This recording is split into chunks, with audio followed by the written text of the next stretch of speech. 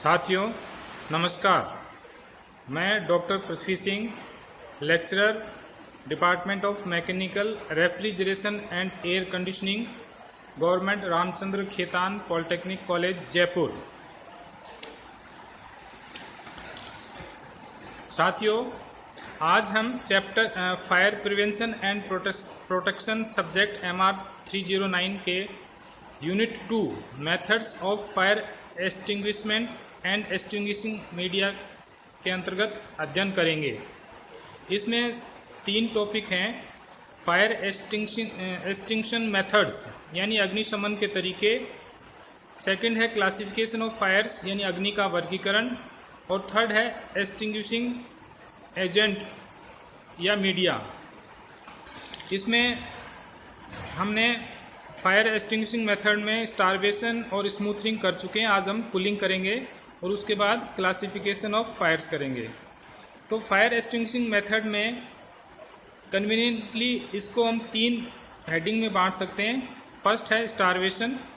इसके अंदर हम फ्यूल है उसको वहाँ से हटाते हैं जहाँ पर आग लगी होती है और आग को रोकने में सफलता प्राप्त करते हैं।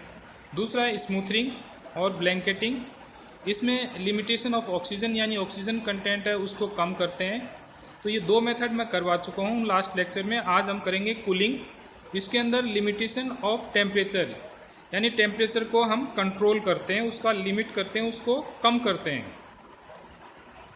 कूलिंग में क्या होता है, if the rate at which heat is generated by combustion is less than the rate at which it is dissipated, यानी जितनी कंबस्शन के अंदर जितनी हीट जनरेट हो रही है अगर वो कम है डिसिपेट होने से, डिसिपेट का मतलब आग का फैलाव होना, तो अगर जनरेट ज़्यादा हो रही है कम हो रही है तो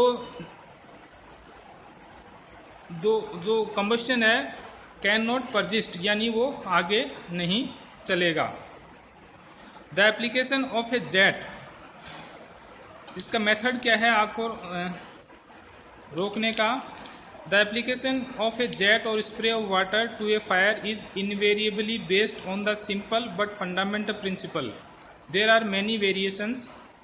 Another example is emulsification of the surface of oil by means of emulsifying type of spray nozzles producing an oil in water emulsion।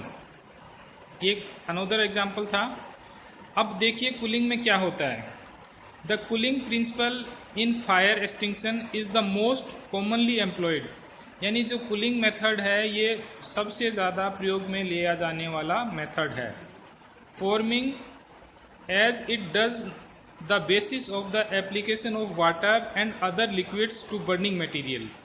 तो जो कंबस्शन के अंदर आग लगने पर जो मटेरियल जलते हैं उनके ऊपर पानी अप्लाई करते हैं। तो ये एक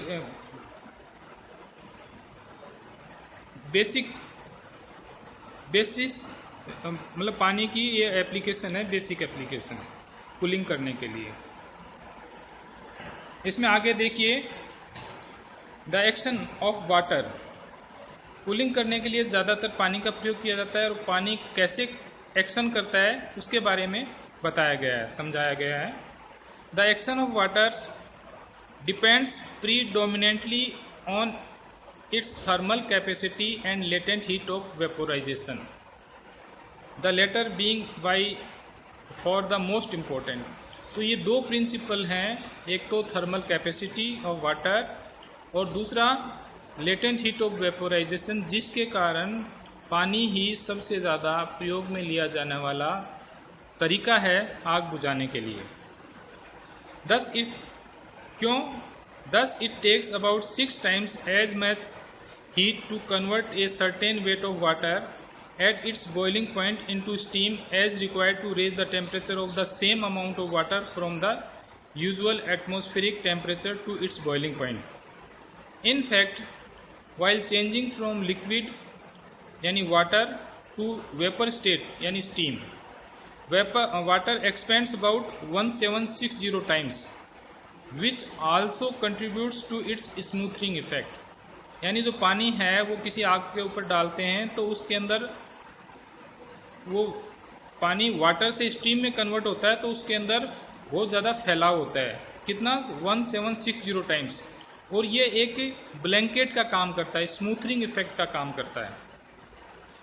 In the interest of efficiency, it is clearly desirable that water should be applied to a fire in the liquid condition and in such a way that as much as possible to convert it to steam.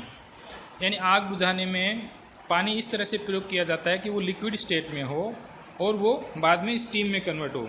The smoothing effect of steam, यानी ये जो पानी भाप में बदलेगा तो इसके कारण जो स्मूथनिंग इफेक्ट होता है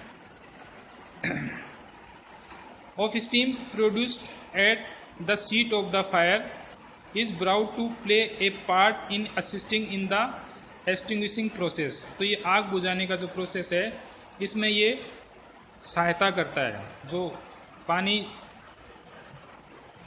जो वाटर है वो लिक्विड से स्टीम में बदलता है। तो इस प्रकार पानी के द्वारा कूलिंग इफेक्ट को ही हम ज़्यादा डिस्कस कर रहे हैं।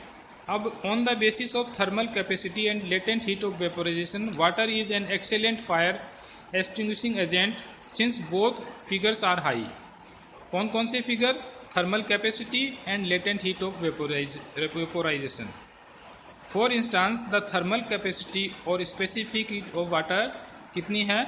4.2 किलो जूल पर केजी पर degree centigrade and latent heat of vaporisation is 2260 kilo joule पर KG. This fact combined with its availability in large quantity, यानी जो पानी है वो दो तो ये इफेक्ट हैं। कौन कौन से? लेटेंट हीट ऑफ वेपोराइजेशन और थर्मल कैपेसिटी काफ़ी हाई होती है, और दूसरा पानी बहुत ज़्यादा मात्रा में सभी जगह अवेलेबल होता है। The fact combined with its availability in large quantities makes it for the most useful fire extinguishing agent for general purposes। यानी जो सामान्य प्रकार की जो आग है उसमें ये ज़्यादातर काम में लिया जाता है। तो ये थर्ड मेथड हुआ फायर एक्सटिंक्शन का, आग बुझाने का तीसरा तरीका। अब जो दूसरा टॉपिक है क्लासिफिकेशन ऑफ फायर, उस पर हम बात करेंगे। Internationally accepted classification of fire is as follows. जो फायर का वर्गीकरण है वो अंतर्राष्ट्रीय स्तर पर एक्सेप्टेड है, मान्य है। तो फायर 4 प्रकार की होती है, इसको कैटेगरी में डिवाइड किया गया जो मैं अभी आगे बताऊंगा। Class A, class B, class C और क्लास डी। इनके अलावा एक इलेक्ट्रिकल फायर भी होती हैं जिनको भी हम आज डिस्कस करेंगे। तो फर्स्ट है these fire involving solid materials normally of an organic nature. Organic nature में क्या होता है? Compound of carbon, in which combustion generally occurs with the formation of glowing एम्बर्स। एम्बर्स का मतलब चिंगारी। तो इन कार्बोनिक मटेरियल के अंदर जो आग लगने की प्रक्रिया है, दहन की प्रक्रिया है, वो सामान्यतः फॉर्मेशन ऑफ ग्लोइंग चिंगारी के रूप में पैदा होती है। Class A fire are the most common, और क्लास ए फायर सबसे ज़्यादा कॉमन है। Effective extinguishing agent is generally water in the form of jet और स्प्रे। और इनको बुझाने के लिए हम ज़्यादातर जो काम में लेते हैं इफेक्टिव एक्सटिंग्विशिंग एजेंट है वो है पानी, और ये जेट या स्प्रे के रूप में अप्लाई करते हैं। सेकंड है class B. These are fires involving liquids और liquefiable solids. For the purpose of choosing effective extinguishing agent, इनको बुझाने के लिए जो एजेंट काम में लेते हैं वो है flammable liquids may be divided into 2 groups. 2 group में डिवाइड किया गया है। पहला जो पानी में घुलनशील है और दूसरा जो पानी में घुलनशील नहीं है। Those that are miscible with water and those that are immiscible with water. Depending upon first and second, the extinguishing agent include water, spray, foam, vaporizing liquids, carbon dioxide and chemical powders. ये class B fire को बुझाने के लिए काम में लिए जाते हैं। Class C fires, these are fires involving gases और liquefied gases in the form of liquid spillage or a liquid or gas leak, and these includes methane. These includes methane, propane, butane, etc. Foam or dry chemical powder can be used to control fire involving shallow liquid spillage. Shallow का मतलब उथला, उथला liquid और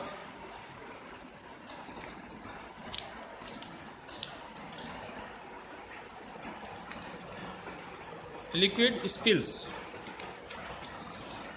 spills का मतलब फैलना। Water in the form of spray is generally use to cool the containers. इस प्रकार से बी और क्लास सी देख लिया। अब आता है class D. These are fires involving metals.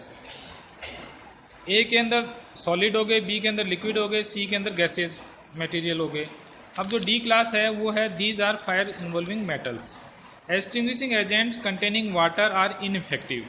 जो मेटलिक फायर होती हैं उनमें पानी कभी प्रयोग नहीं करते। एंड इवन डेंजरस, जो कि खतरनाक भी, अगर उनमें पानी का प्रयोग किया जाए तो वो बहुत खतरा पैदा कर सकता है। Carbon dioxide and bicarbonate classes of dry chemical powder may also be hazardous. ये भी खतरनाक हो सकते हैं if applied to most metal fires. तो इसमें क्या करेंगे? Powdered graphite, powdered talc, soda ash, limestone and dry sand are normally suitable for class D fires. यानी क्लास डी फायर्स को बुझाने के लिए हम ये एक्सटिंग्विशिंग एजेंट काम में लेते हैं। इसके अलावा special fusing powders have been developed. कुछ फ्यूजिंग पाउडर्स भी डेवलप किए गए for fire involving some metals, specially the radioactive ones. Presently special dry chemical powders have been developed for extinguishing metals fires. और present के अंदर ये एक आग को बुझाने के लिए केमिकल पाउडर डेवलप किया गया है। इसके बाद आता है लास्ट में electrical fires. Classification of fire में इसमें क्या होता है? It is not considered according to present day idea that electrical fire constitute a separate class. इसको एक सेपरेट क्लास के रूप में नहीं भी माना जा सकता, सिंस एनी फायर इन्वॉल्विंग और started by electrical equipment must be in fact be a fire of class A, B or D. The normal procedure in such circumstances is to cut off the electricity and use any extinguishing methods appropriate to what is burning. यानी जिस प्रकार की आग लगी है, जिस material में आग लगी है, उसके हिसाब से एक्सटिंग्विशिंग मेथड्स यूज़ करना और सबसे पहले जहाँ से इलेक्ट्रिकल पावर सप्लाई आ रही है उसको बंद करना। ये मेटल फायर को रोकने का, इलेक्ट्रिकल फायर को रोकने का एक इफेक्टिव तरीका है। Only when this can not be done, और अगर ये नहीं हो सकता, यानी सप्लाई को बंद नहीं कर सकते, that certainly will special extinguishing agent be required. तो हमें स्पेशल विशेष एक्सटिंग्विशिंग एजेंट की ज़रूरत पड़ती है, which are non damaging to equipment, जो इलेक्ट्रिकल इक्विपमेंट हैं उनको नुकसान न पहुंचाएं। These include vaporizing liquids, dry powder, carbon dioxide and other gaseous extinguishing agents. तो इस प्रकार जो इलेक्ट्रिकल इक्विपमेंट के में जो फायर लगती है या इलेक्ट्रिक फॉल्ट की वजह से जो फायर लगती है वो इलेक्ट्रिकल फायर्स होती हैं और उनको विशेष तरीके से काबू में किया जाता है। आज के टॉपिक में हमने एक तो जो मेथड्स ऑफ फायर एक्सटिंग्विशमेंट है उसमें कूलिंग मेथड के बारे में स्टडी की और दूसरा क्लासिफिकेशन ऑफ फायर्स के बारे में। तो ये क्लासिफिकेशन ऑफ फायर्स पे एग्ज़ाम में भी कई बार पूछा जाता है शॉर्ट नोट के रूप में। तो ये दो टॉपिक मैंने कवर किए हैं आज के के इस क्लास में ई लेक्चर में इतना ही। थैंक्स, धन्यवाद।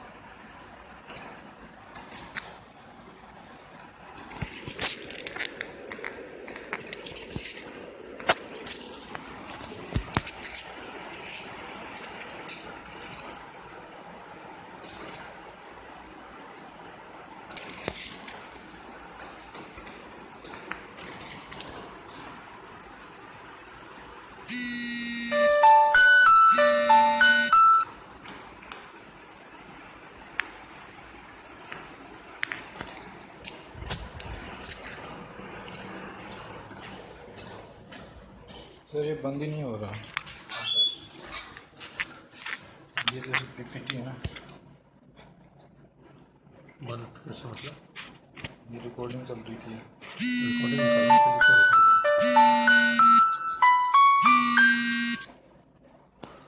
वो निकालो ना उसको, उसको तो हटाओ।